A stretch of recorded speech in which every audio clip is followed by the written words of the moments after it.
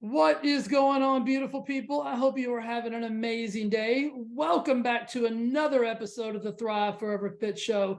I'm your host, Jay Nixon. And if you know anything about me or you've listened to this show for any amount of time, you know that my goal is to help you live your happiest, healthiest life while on the quest to cure obesity.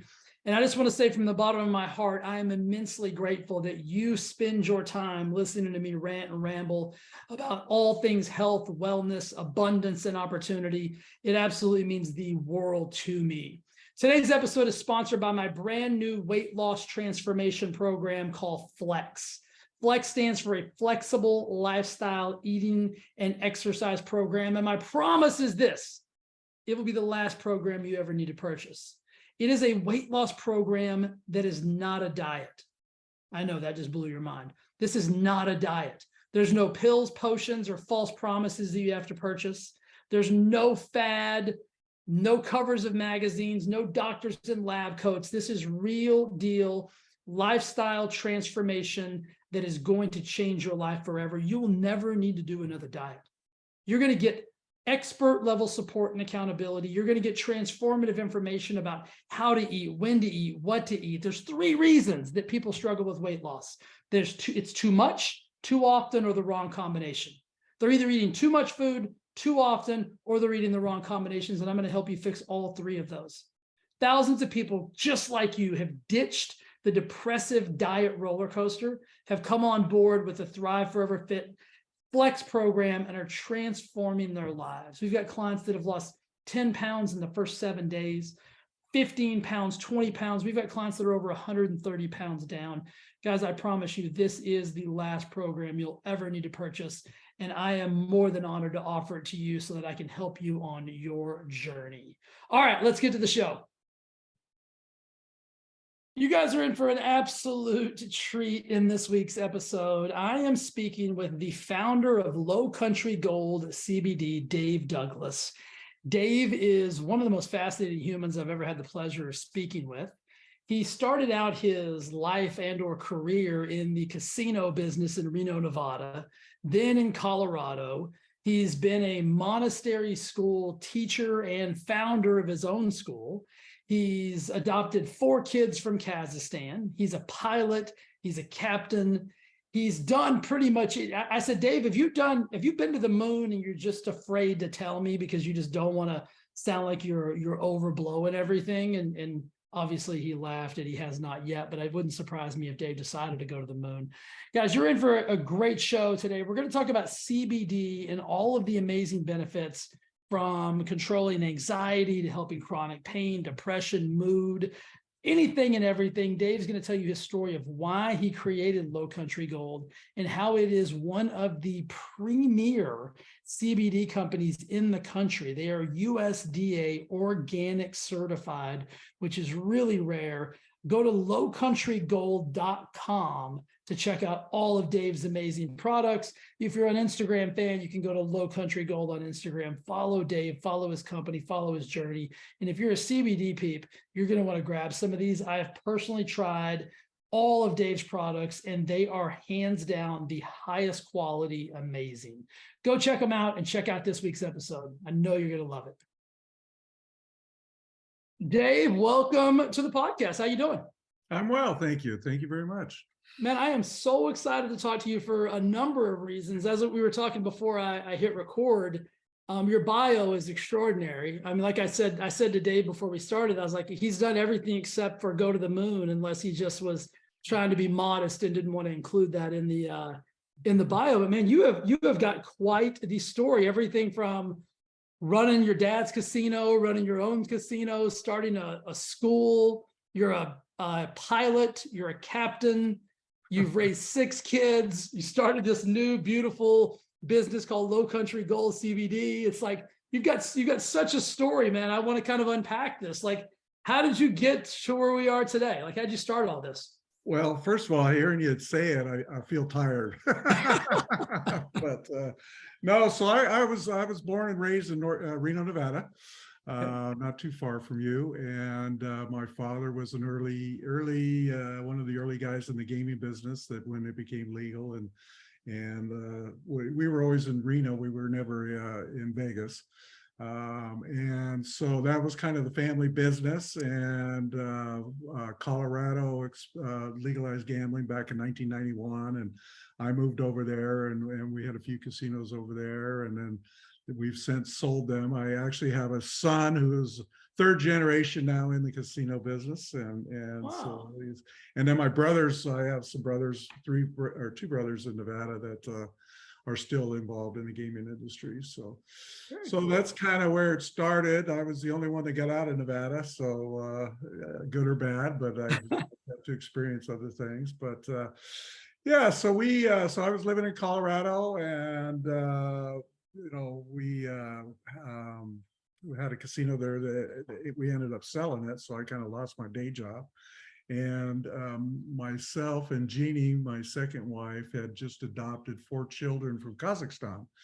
And so I had 2 grown sons from a previous marriage, and then all of a sudden we had twin 5-year-olds and a 3-year-old and a 2-year-old, and who Wow. the twins were biologically related, but the boys were not biologically related. So I figured we were living in Colorado at 9,000 feet, and there's 2 seasons. There's winter and getting ready for winter in Colorado, Yeah.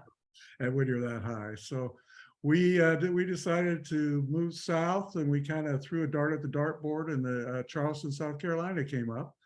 And so we started visiting the area, and really enjoyed it, and decided, well, this is a good place to raise the kids. So we moved down here, and I don't know what I want to be when I grow up. So I have that problem. And so at one point in my life, I'd been a Montessori teacher in Nevada, and got trained in the Montessori method. And of course, my children went through Montessori. And when we moved to Charleston, I got involved with our small kids were at a school, and I got talking to the owner of the school, and all of a sudden we're partners and expanding and doing all sorts of stuff. And, we went from one school with 50 kids to 3 schools with 500 kids, and, 10 years or so. And along that way, we had actually also partnered with a woman who has a NGO here in Charleston that supports a village in Ghana. And so all of a sudden we opened a Montessori school in Ghana. And so I was traveling back there pretty regularly. And I was going on one of my trips, and I cut my leg. And so I went to the doctor because I didn't want to deal with an infection in Africa, obviously. Yeah. Wanted that taken care of. And they did a blood test, and my liver levels came back all wacky. So I took my trip. I came home. We started to do the research on that. Turned out I had what's called alpha-1 trypsin deficiency, A1T1 deficiency, which is a very rare genetic liver disease. Oh, wow. And I had the worst possible combination of that. So we discovered in December of 2018 that I was having issues. By October 2019, I was in the hospital having a liver transplant. So that's how fast Holy smokes. things went downhill for me. So And Dave, hold on one second. So you found all this out because you got a cut on your leg. correct, yeah. So that was probably the luckiest cut you've ever got in your life. I guess so. Yeah, exactly. So, Wow. but, I looking back after my transplant, I felt better. So, looking back prior to we discovered it, I was getting sick, but, Yeah. it was a slow, like the slow motion, how you get used to things, right? And Right. I didn't realize how bad I was feeling until when I started feeling good after my transplant. So, Wow. anyway, during that time, I got to experience obviously the wonders of modern American medicine, but I also got to see some of the horror stories of, being in the hospital for many months, and rehabs and things like that. So that was always something in the back of my mind. And then, of course, having a liver transplant and being close to death, you reevaluate your priorities in life, obviously. So I, and so that kind of, here I am in a hospital room trying to recover and thinking, what do I want to do? Here's an opportunity kind of to write, with a clean slate in a sense almost. And meanwhile, during the same time, my family in Northern Nevada, we had a ranch, and in 2018, the Farm Bill was passed that allowed the cultivation of hemp pretty much nationwide at that point. And so we decided let's try some hemp on the farm in 2018. Well, like a lot of the horror stories in the hemp industry, we grew a crop, they started it late, got it finally harvested, had no buyers for it, so it's sitting in a barn. It's probably still sitting in that barn. Same thing, 2019, spent a lot of money on infrastructure for the place. We had to put up a 15-foot fence around it because of the antelope coming in and eating the hemp plants and things like that. So, so again, grew it, didn't have a buyer in 2019. So while this is going on, my oldest son was also living in Oregon, and he had gone to work with a very large CBD manufacturer in Oregon. And so with his experiences, with my brother's experiences not being able to sell their product, the company he worked for was a vertically integrated company. They grew their own, they processed it, and they sold it. So so with this healthcare experience, with me looking for something different in life, these other factors with my brothers and my sons, I said, I think I could do that here, in South Carolina. Yeah.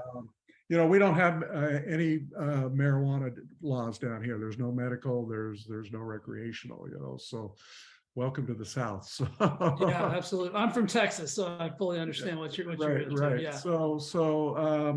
So I put together, I did a lot of research while I was recuperating, kind of put myself to college, I would say, with the internet,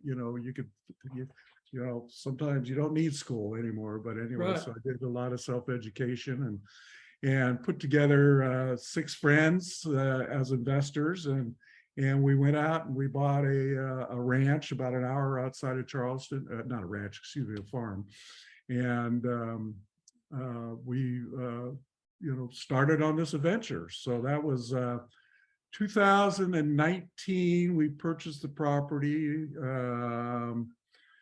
Then in 2020, so what we did, we had 115 acres. We, from the very beginning, one of our partners was in the agriculture business, and he says, we got to do organic. You got to do organic, it's the way to go. It's the future. This is what people are looking for. So we, from the very beginning, made a decision that we were going to be USDA organic certified in our product. The farm we bought, one of the difficulties for a lot of farmers to switch over is that the land has to lay fallow for 3 years without any artificial pesticides or fertilizers put on a farm. So wow. It's hard for an existing farmer, that's growing corn or soybean, the southern crops, to switch over, because they've got to basically take that land out of production for 3 years to be able to switch over. So we were fortunate the property we bought hadn't been farmed in about 10 years, so we could start and get certified. So we actually got a certification agency out of California to Santa Cruz to do our organic certification, because they're more familiar with the cannabis plant than a lot of these guys out in the West Coast or East Coast, excuse me. So we built a 10,000 square foot greenhouse. We built a lab, CGMP standard lab for our processing, and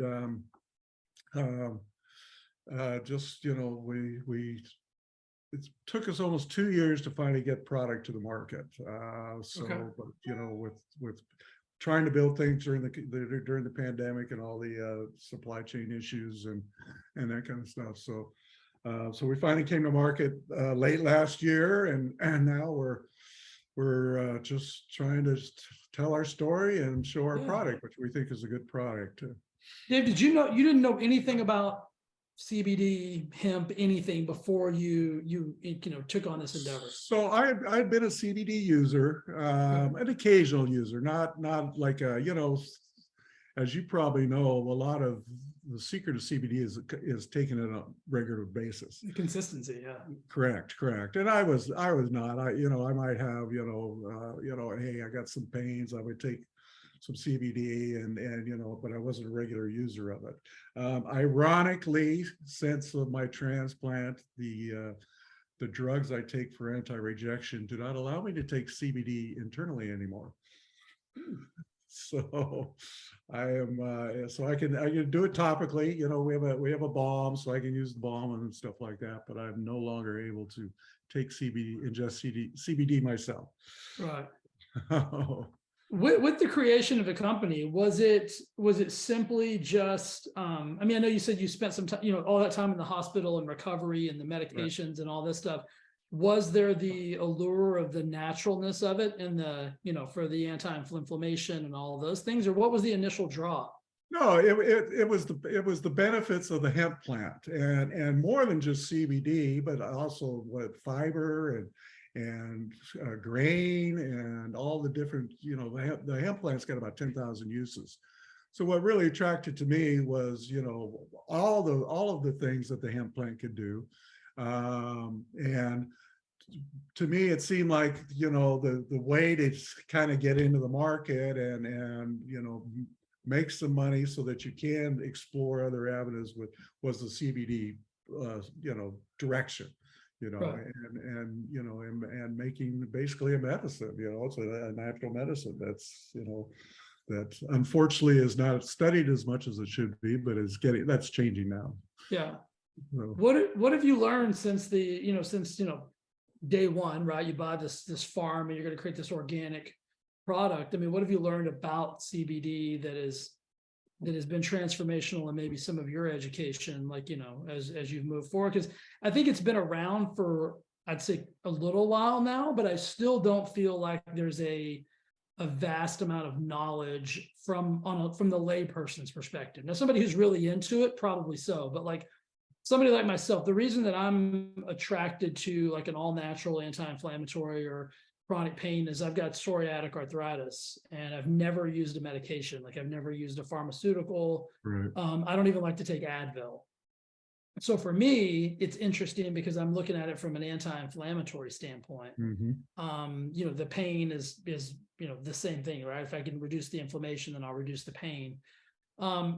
Have you learned anything from that perspective on like what it is that it's, why that's not being utilized more readily than it already is? So as part of trying to build our brand and things like that, I've been doing farmers markets here in the area, and I do, it's kind of the season, I do at least 2 a week, and so I'm out there talking to people, and I've got, you got a little booth outside, and people are walking by and they look, and so I get a lot of people that will stop and they don't know a lot.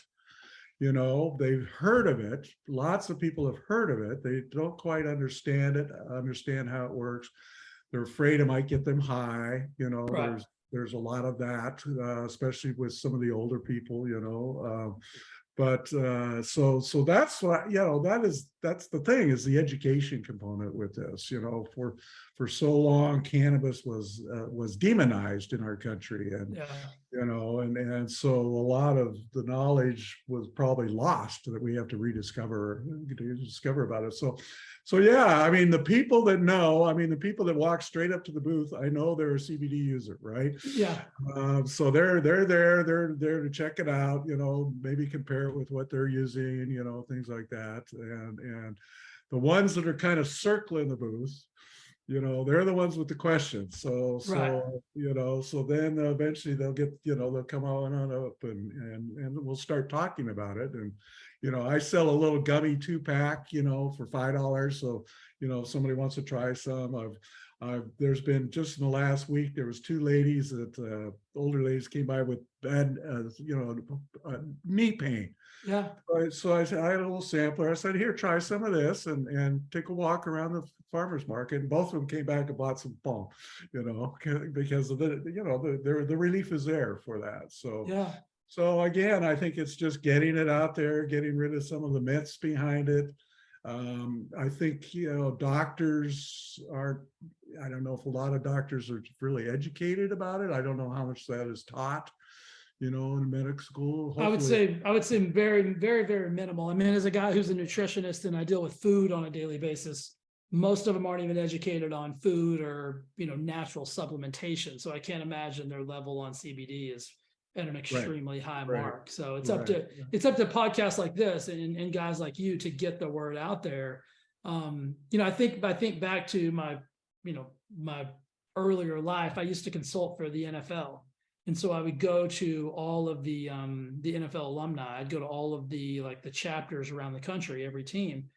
And I remember just seeing these guys in like unbelievable amounts of pain and inflammation Right. and can't stand up straight, and knees are blown out. And most of them, unfortunately, were on prescriptive high level, painkillers and things of Right. that nature. So when I think about something like this with very minimal, if any, known, real hardcore side effects, it's like this just makes so much more sense for even the average layperson who has a bad knee or a bad foot or any kind of inflammation. Have you seen in the course of, man, I know this isn't, been in this for like 50 years or anything, but when those ladies walk around afterwards and they come back and buy, and oftentimes it's that quick of a response. Sure. Especially with a topical, because it's topicals going right to this point of the pain, right? And the CBD receptors right there are immediately getting it. Obviously, through a gummy or through a tincture, it's got to go through your digestive system and that. So it's a little longer process, but if you want to go to sleep with it, a half hour, I recommend a half hour before sleep, take a gummy or do a tincture, people look to CBD for many, many things too, as I'm sure I mean, they look for sleep, they look for anxiety, they look for pain relief, getting off opioids, Right. so the palette of what people go for CBD for, it's kind of amazing for, I mean, you don't use aspirin for, if you're anxious about something, right? Sure. You use Yeah, it for absolutely. pain. So that's what I found very interesting also, is that, you've got this plant and what comes out of the plant that is just so useful for many, many things. What's the differentiation, Dave, between a company like you guys that's, certified organic, seemingly doing all the right things to produce the highest quality product out there, and then, not to be disparaging of any other company, but like just your average company on Amazon that's selling, gummies and tinctures and all those same things? Is there a differentiation in other than it being organic, and the quality of product from brand to brand to brand? Well, the best and easiest way is that, a reputable company is going to show third-party test results. Absolutely. You're going to be able to see, from an independent lab, are there pesticides in this product? Are there heavy metals in the product? The hemp plant will pull heavy metals out of the ground, which is, they use it for cleaning up dirty sites with hemp also. But so any reputable company you should be able to see their test results, and not just the potency, which a lot of people just show the potency page of their test results, but also your pesticide tests, your heavy metal tests, your mold tests, and those kind of tests. So from what I've seen, Dave, you guys are one of the only companies that I've come across, and I obviously haven't researched them all, that is offering that type of third party, all-inclusive information package. Right. Well, I mean, there's some out there. And not just, that's what I'm saying. Like, I haven't obviously researched them all, but the ones that I've looked at in the CBD world, I haven't seen the full level of transparency that you guys are providing. Was that a conscious decision that you guys made early on? It is, and also because we're organic and what we use to grow our plants and how we process, it made it very easy for us to show it too, because we're not hiding anything, Right. So the plants are grown, organically, but then also our processing is different and is also certified organic. So we process differently. Most people will take the whole plant and they'll grind it up and put it into, soak it in CO2 or put it into high pressure CO2 equipment, and then they'll squeeze the oils out that way, or with ethanol, they'll distill the oils out. But what we do is when we harvest the plant, we buck the buds right off the plant, right at harvest, and then we immediately freeze those buds. And so on the cannabinoids on the hemp bud or marijuana bud too is on the trichomes, which are if you can, with a magnifying glass, you can see trichomes on a cannabis plant. So what happens is we take that frozen flower and we put it into a vat of ice water, and we agitate the plant in the ice water. We stir it up, we let it settle, we stir, we let it settle. And so what we're doing is we're mechanically shearing those trichomes off of the plant. So what we have at the bottom, which you filter out the plant material and that kind of stuff, we end up with a real wet cookie dough-like material, which is all the trichomes. And then we freeze dry that material.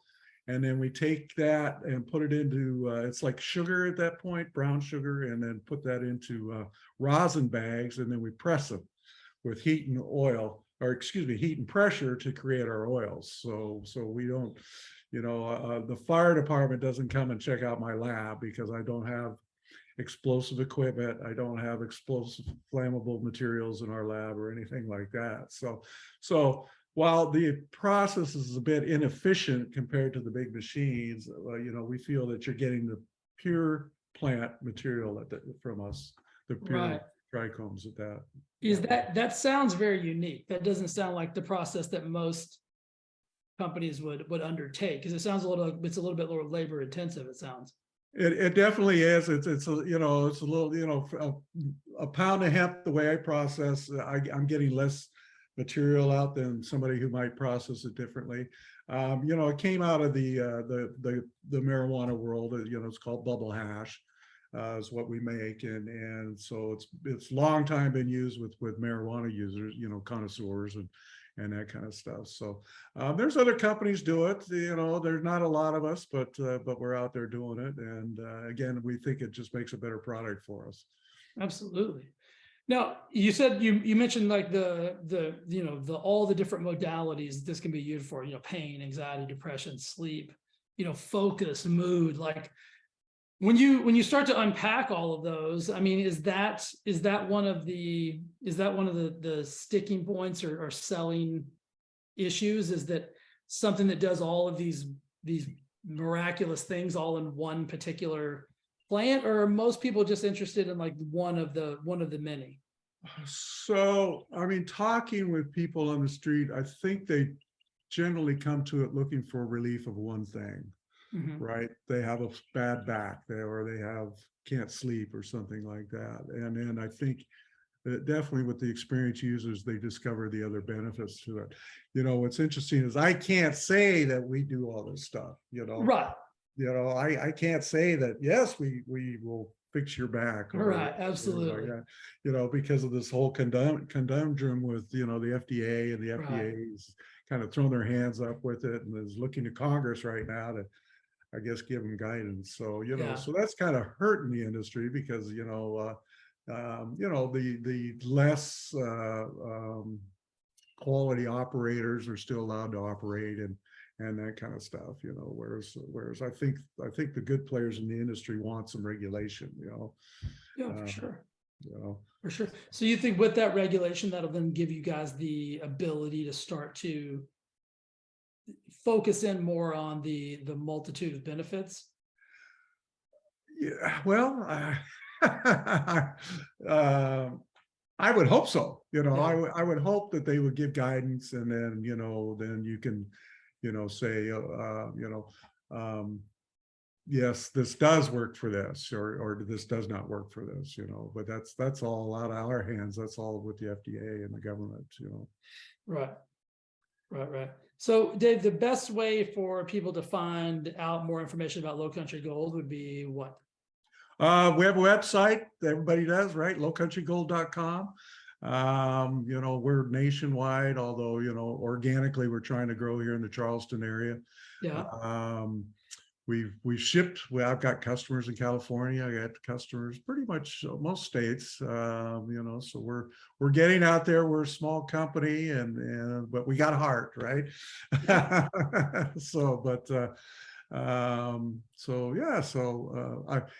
got an interesting. I've got a local restaurant here is now using our natural flavored tinctures in brownies.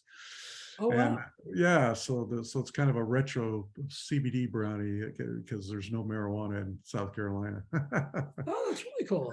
Yeah, so people are coming up with unique things for it. Yeah. So lowcountrygold.com, and then your Instagram page is LowCountry Right, where people can find out all the information and right, figure out how to order and all those types of things. right. Dave, I think the CBD world is uber interesting. From the perspective of someone who's never tried it, like what would you say to that person? Like somebody who's like, maybe they have some of these particular situations that they've heard that CBD can help with. Somebody like me, like I've never done a drug in my life. Like I've never even smoked marijuana, I've never even smoked a cigarette. And so for me, when I first heard about CBD, I'm like, well, if it's similar to marijuana, then I was like, kind of like you said earlier, like, oh my God, is it going to make me high? Like blah, blah, blah, blah, blah. Like, how do you overcome that? Like, how do you overcome that thought process or that objection? Well, again, I think the FDA is making some statements on it, giving some guidance will help a lot, because I think a lot of people that kind of are on the edges of it might know, or maybe they don't know that it is basically unregulated. I think it's public education. It's talking to people. I would say the biggest hurdle for people is the worry about getting high. Right. A lot of people just don't want that, and it doesn't get you high. It doesn't get you high. So Right. I guess the advice is, if somebody's interested, is do your homework. You got the biggest research tool. Everybody has the biggest research tool that forever in their hands, and look to a good provider. Talk to friends that use it. Anecdotal evidence. Unfortunately, a lot of what we use is anecdotal evidence. For our customers. Yeah. The success stories. I think the worst story I've heard with CBD is some people say, "Oh, it didn't work for me." Well, yeah, I mean, if that's the worst case scenario, then I mean that's definitely worth a try, right? Because Right, everybody's uniquely different. So correct, I think correct, what doesn't work for one person might be somebody else's saving grace. So correct. I think there's a lot of really cool things about that. Dave, before I let you go, I gotta know, just for my own personal and for the audience, because I'm gonna mention this in the bio, like how and why did you decide to become a pilot and a sailing captain? And I read that if you visited or lived on 6 different continents. So I've only lived in the North American continent, but I've been fortunate to travel. A lot of people like to play golf. I like to scuba dive, Okay. and so I've been chasing all around the world and scuba diving, and I just like adventure, and like when you're scuba diving, you're on the water a lot. So we sailed many times. I learned to fly when I was late teenager. Actually, Okay. three of my brothers, we all learned to fly around the same time, Okay. and stuff like that up in Reno, Nevada. So it's just like I said, I've lived a life a full life, and I've been very fortunate to do that. So I love that. What is the coolest thing you've seen scuba diving? um, well, I'll tell you what I haven't seen is I've gone all over the world looking for whale sharks in the wild. Okay. And I would go to a place like I would go to Thailand. All the whale sharks are always here this time of year. No whale sharks, no whale sharks. So yeah, I finally saw the whale shark, and it was the Atlanta Aquarium. So that was Oh, that's where I finally got to see it. So now those are the massive, they're all spotted, right, just right. gigantic. So Yeah, how big do those things, I mean, I've only seen one obviously on the internet because I'm right. terrified of I'm terrified of getting eaten by something bigger than me. So I'm definitely not a scuba diver. But how big do those things get? They're like 40 feet, 40, 50 feet. It's the largest. You say that so casually. That was like 40 to 50 feet. If I saw one underwater, I'd ride it, I don't want to be one of those guys. Of course, nowadays that's not politically correct. So. Right. Well, but still, I wouldn't tell any, because if I was down there, I'd probably want to do the same thing. Now, so sharks of all kinds, like you name it, like every kind of like wildlife creature you've seen.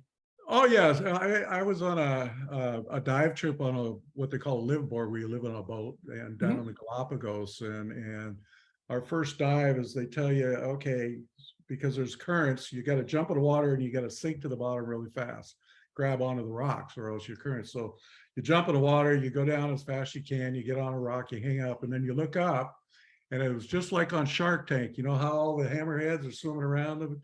Yeah. It was just like that. And I went, oh shit. Oops, I can't say that. Yeah, you can. You can definitely see, because I was thinking something way worse than that.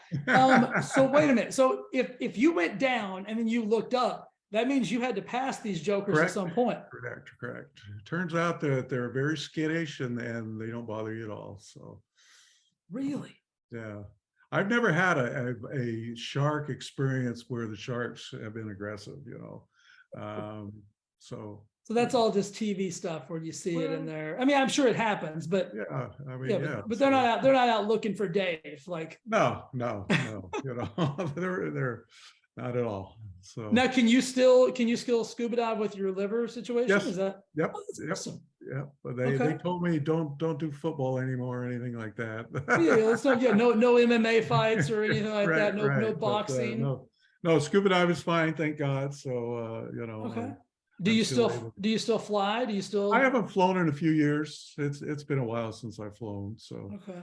But definitely scuba diving.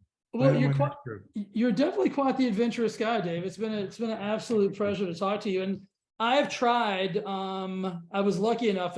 Your team sent me some samples of the LowCountry Gold, and I can tell you without a doubt, I've tried a few of the different tinctures, like just from different brands. Right. This probably isn't. Most people probably don't care about this, but like the taste is phenomenally better than any that I've ever tried. Like hands down, the best flavor, the best flavor profiles and taste. And then with the gummies, I felt like it was, I don't know the best way to say this, but I felt like I was getting what I was supposed to be getting. It didn't feel like I was eating candy, where some of them are like almost so candified. It's not even a word, but I feel like, is it this really even something that I should be consuming? So I think the quality of your products is phenomenal. The packaging is gorgeous. I mean, you guys have done a really, really, really high quality job on producing a product that the market needs. And so I appreciate you coming on, giving us a little bit of education on why you started the business, about CBD, about LowCountry Gold. And I look forward to just helping you spread the message, man, and getting some new customers. Well, I appreciate it. Thank you for the opportunity, and I'll keep listening to the show. Well, thank you, man. Anything I could ever do for you, let me know. I am a